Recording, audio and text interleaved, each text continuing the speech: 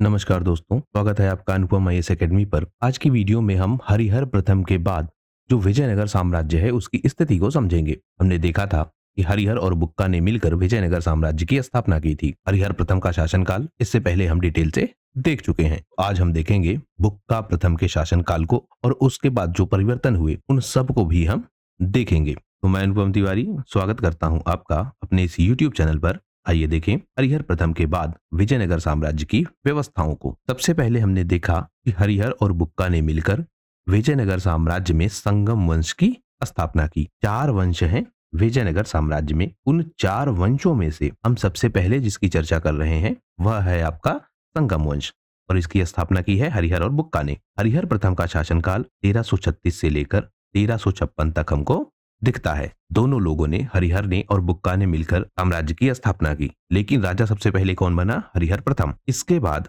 शासन को संभालेंगे बुक्का प्रथम। 1356 से 1377 तक इनका शासनकाल हमें दिखेगा। हमने हरिहर प्रथम से जुड़ी हुई सारी चीजें पहले ही वीडियो में देख ली है। आज हम दरअसल बात करेंगे बुक्का प्रथम से। तो बुक्का प्रथम का शासनकाल 1356 से 1377 तक। उसके बाद आएंगे हरिहर द्वितीय 1377 से 1404 तक। उसके बाद देवराय प्रथम 1406 से 1422 तक। फिर देवराय द्वितीय 1424 से 1446 तक। उसके बाद मल्लिकार्जुन 1446 से 1465 तक और अंत में विरूपाक्ष द्वितीय 1465 से 1485 तक। तो इस तरह से हम देखते हैं कि यह संगम वंश के प्रमुख राजा हैं और उनका कालक्रम है। अब हम बात करते हैं बुक्का प्रथम से। बुक्का प्रथम ने अपने भाई हरिहर के साथ मिलकर विजयनगर साम्राज्य की स्थापना की थी। तो विजयनगर की जो स्थापना है या संगम वंश की जो स्थापना है विजयनगर में, उसके यह प्रमुख संस्थापक हैं। और जब हरिहर प्रथम का शासनकाल समाप्त होता है तो उनके उत्तराधिकारी के रूप में यह गद्दी को संभालते हैं।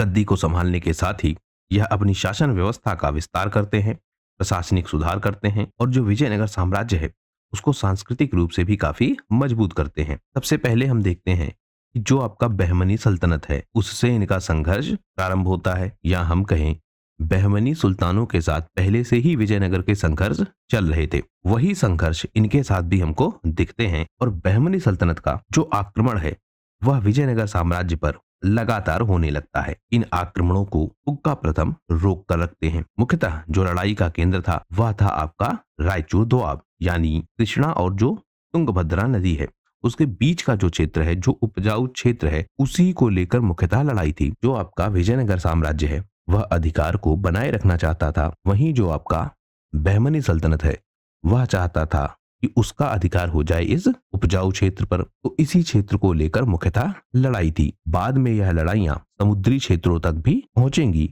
या फिर हम कहें बंदरगाहों के लिए भी प्रारंभ होंगी। क्यों? जब विदेशी व्यापार बढ़ेंगे, या हम कहें जब समुद्रों से होने वाले व्यापार बढ़ेंगे, तो इन बंदरगाहों की उपयोगिता बढ़ेगी और इनके लिए भी युद्ध प्रारंभ हो जाएंगे। तो मुस्लिम सल्तनतों से संघर्ष इनका चलता रहता है। वहीं जो होयसल साम्राज्य है और जो पांड्य साम्राज्य है, जिसको गुलाम वंश ने या हम कहें दिल्ली सल्तनत ने काफी हद तक कमजोर कर दिया है, इनके क्षेत्रों पर अधिकार करना अब विजयनगर साम्राज्य प्रारंभ कर देगा। इसी क्रम में जो होयसल और पांड्य राजा हैं या जो उनके उत्तराधिकारी शासक हैं उनको यह परास्त करेंगे और उनके क्षेत्रों पर अधिकार कर लेंगे। इसी के साथ साथ जो मदुरै सल्तनत है या जो मदुरा की सल्तनत है वह भी विकसित हुई थी। उनके खिलाफ भी युद्ध इनके दिखने लगेंगे। तो अपने क्षेत्र का यह विस्तार करते हैं उत्तर की तरफ, यानी विजयनगर साम्राज्य के उत्तर की तरफ जो बहमनी सल्तनत है उससे इनका द्वंद्व है, और जो दक्षिण की तरफ होयसल, पांड्य और मदुरै सल्तनत है उनसे भी इनका द्वंद्व है। अपने प्रशासनिक काल में जो हिंदू धर्म है जिसकी आधारशिला पर विजयनगर साम्राज्य स्थापित हुआ था, या जिन आधारों पर विजयनगर साम्राज्य स्थापित हुआ था, उनको यह मजबूत करते हैं। क्योंकि 2 व्यक्ति जो सबसे इंपॉर्टेंट है, एक आपके विद्यारण, दूसरे आपके सायण, यह दोनों इनके शासनकाल में भी मौजूद है। हमने इनकी चर्चा काफी डिटेल से की थी कि कैसे इन्होंने मदद की विजयनगर साम्राज्य की स्थापना के पीछे, और हरिहर और बुक्का को कन्विंस करने में कि वह विजयनगर साम्राज्य की स्थापना करे। उसके बाद जो विजयनगर साम्राज्य स्थापित हुआ उसकी नीतियां किस प्रकार से हो, उसकी कानून व्यवस्था कैसी हो, उन सब का आधार इन दोनों ने ही मिलकर तय किया था। तो इस कारण से जो हिंदू धर्म है हिंदू संस्कृति है वह बहुत तेजी से बढ़ने लगती है। विजयनगर दक्षिण भारत में हिंदू संस्कृति का केंद्र बन जाता है। यहाँ पर बहुत सारे मंदिरों का निर्माण करवाया जाता है और बहुत सारे मंदिरों का पुनर्निर्माण भी करवाया जाता है। इन्हीं सब कारणों से हम देखते हैं कि बुक्का प्रथम को वेद मार्ग प्रतिष्ठापक भी कहा जाता है, यानी ऐसा व्यक्ति जिसने वेदों के मार्ग को फिर से स्थापित किया हो या वेदों पर स्थापित सामाजिक व्यवस्था को डेवलप किया हो, यानी ऐसी व्यवस्थाएं बनी विजयनगर साम्राज्य में जो वेदों पर आधारित थी और उसमें बुक्का प्रथम ने प्रमुख योगदान दिया। इसके साथ साथ ही जो जैन धर्म है, बौद्ध धर्म है,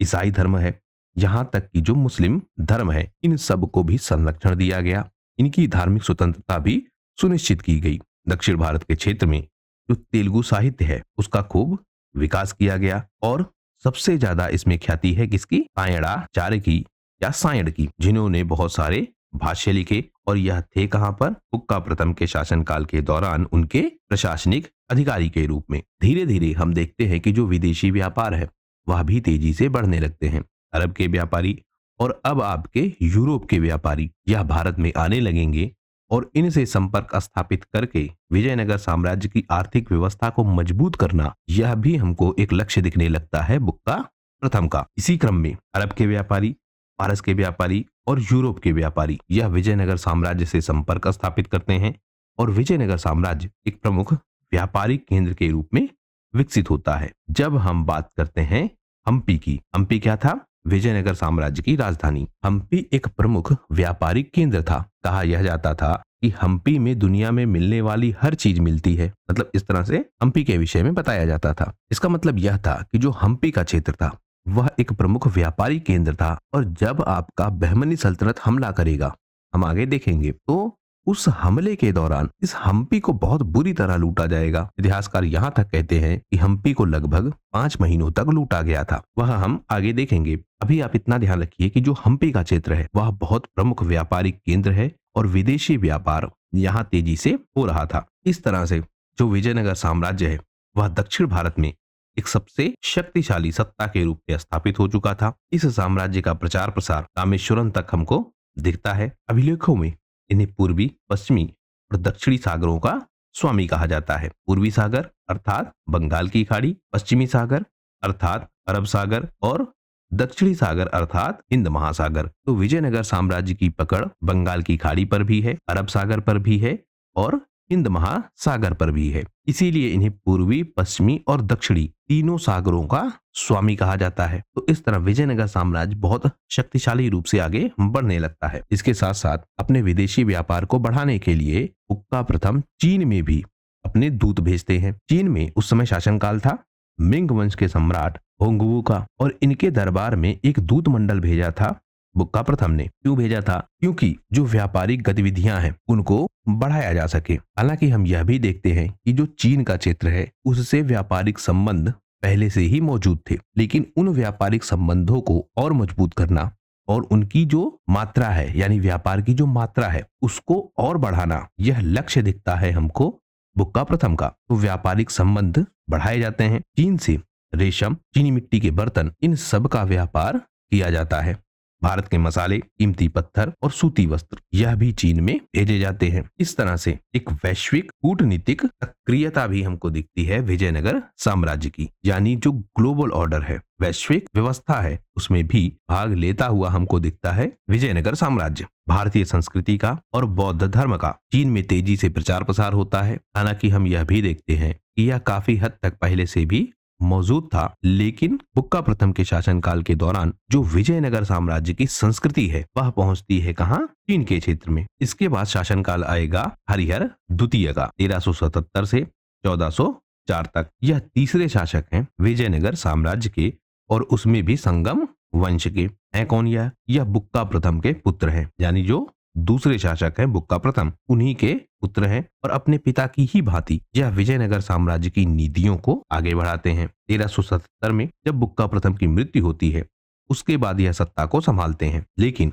जो बहमनी सल्तनत है उससे संघर्ष अभी भी जारी रहता है और जो बहमनी शासक हैं मोहम्मद शाह वह युद्ध लड़ते हैं हरिहर द्वितीय से। लेकिन हरिहर द्वितीय अपनी साम्राज्य की सीमाओं को सुरक्षित रख पाते हैं। इसके बाद हरिहर द्वितीय कांची के क्षेत्र में, यानी जो कांचीपुरम है और जो तमिलनाडु का क्षेत्र है, उन पर अधिकार करना प्रारंभ कर देते हैं, यानी अपने साम्राज्य की सीमाओं को बढ़ाते हैं। एक क्षेत्र की चर्चा हमने और की, मदुरा क्षेत्र। इस क्षेत्र में भी वह अपना प्रभाव बढ़ाने लगते हैं। उड़ीसा के जो गजपति शासक हैं, रेड्डी शासक हैं, इनके खिलाफ भी संघर्ष प्रारंभ हो जाता है, यानी विजयनगर साम्राज्य अपनी सीमाओं को बढ़ाने का प्रयास करता है। उत्तर के क्षेत्र में उनका जो संघर्ष है वह बहमनी सल्तनत से है। वहीं अन्य क्षेत्रों में जो गजपति शासक हैं, रेड्डी शासक हैं, कांची के शासक हैं, मदुरै के शासक हैं, उनसे भी इनका संघर्ष प्रारंभ होता है या उनसे भी इनका संघर्ष होता है। धीरे धीरे जो समुद्री व्यापार है वह तेजी से बढ़ने लगता है और समुद्री व्यापार बढ़ने के कारण जो बंदरगाहों की उपयोगिता है वह उपयोगिता भी बढ़ने लगती है।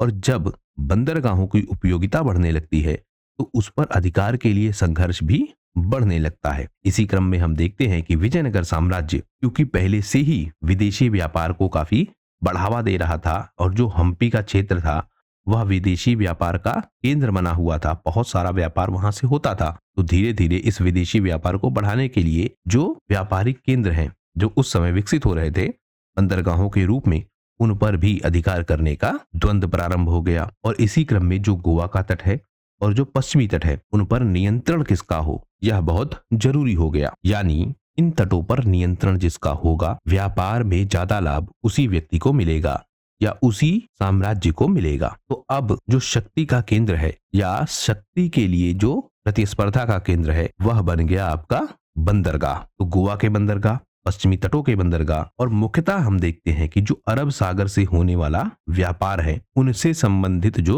बंदरगाह हैं। अभी आप ध्यान रखिएगा कि जो पूर्वी तट के बंदरगाह हैं उन पर ज्यादा संघर्ष नहीं होगा, मतलब थोड़ा बहुत संघर्ष तो होगा लेकिन बहुत ज्यादा संघर्ष नहीं होगा पूर्वी तटों के लिए। पश्चिमी तटों के लिए ज्यादा संघर्ष होगा क्योंकि यहाँ से जो व्यापार है, यूरोप से होने वाला व्यापार या हम कहें प्रारंभिक यूरोप से होने वाला व्यापार और मुख्यतः अरबों के साथ होने वाला व्यापार, वह बहुत तेजी से हो रहा था इन क्षेत्रों से, तो वहां पर अधिकार के लिए संघर्ष होंगे। इसके साथ साथ हरिहर द्वितीय अपनी शासन व्यवस्था में अपने पिता की भांति ही जो धार्मिक व्यवस्थाएं हैं उनको संरक्षण देते हैं और हिंदू धर्म और उनकी कला और संस्कृति को बढ़ावा देते हैं। इसी क्रम में कई सारे मंदिरों का निर्माण करवाया जाता है। हरिहर द्वितीय को कई सारी उपाधियां भी दी गई हैं और यह उपाधियां परीक्षाओं में आपसे पूछी जाती हैं। ऐसी उपाधियां जैसे महाराजाधिराज, इसका सामान्य मतलब यह है कि राजाओं में भी सबसे महान राजा। और यह उपाधि दी क्यों गई? क्योंकि जो विजयनगर साम्राज्य है उस समय दक्षिण भारत के क्षेत्र में एक सबसे बड़ी शक्ति के रूप में स्थापित हो चुका था, इसलिए उपाधि मिली महाराजा धीराज की। दूसरी उपाधि हम देखते हैं अंधराज्य भुजंग, यानी आंध्र प्रदेश का महान शासक। क्योंकि जो रेड्डी शासक है, गजपति शासक है, उनको इन्होंने पराजित किया था, यानी आंध्र प्रदेश के इन राजाओं को पराजित किया था, इसलिए आंध्र प्रदेश का महान शासक भी इनको कहते हैं। फिर इनको कहते हैं सार्वभौम। सार्वभौम का मतलब संपूर्ण पृथ्वी का स्वामी। यह एक तरीके से प्रभुत्व को दर्शाने का तरीका है, यानी जो विजयनगर साम्राज्य है वह कितना शक्तिशाली है उसे दिखाने का यह तरीका है, एक तरीके की उपाधि है। और यह मिली किसको है? हरिहर द्वितीय को। क्योंकि हमने देखा कि जो आपका पूर्वी समुद्र है या पूर्वी सागर है, पश्चिमी सागर है और दक्षिणी सागर है, बंगाल की खाड़ी, अरब सागर और हिंद महासागर, इन पर अधिकार है विजयनगर साम्राज्य का, इसलिए इनको उपाधि मिली है सार्वभौम की। अगली उपाधि विद्या निधि की, क्योंकि इन्होंने बहुत सारे संतों को, बहुत सारे विद्वानों को और बहुत सारे मंदिरों को संरक्षण दिया, उनका विकास हो इस पर ध्यान दिया। यानी जो विद्या के केंद्र हैं, विद्वान व्यक्ति, मंदिर, क्योंकि उस समय जो मंदिर हैं वह भी शिक्षा के केंद्र थे, उन सबको इन्होंने संरक्षण दिया।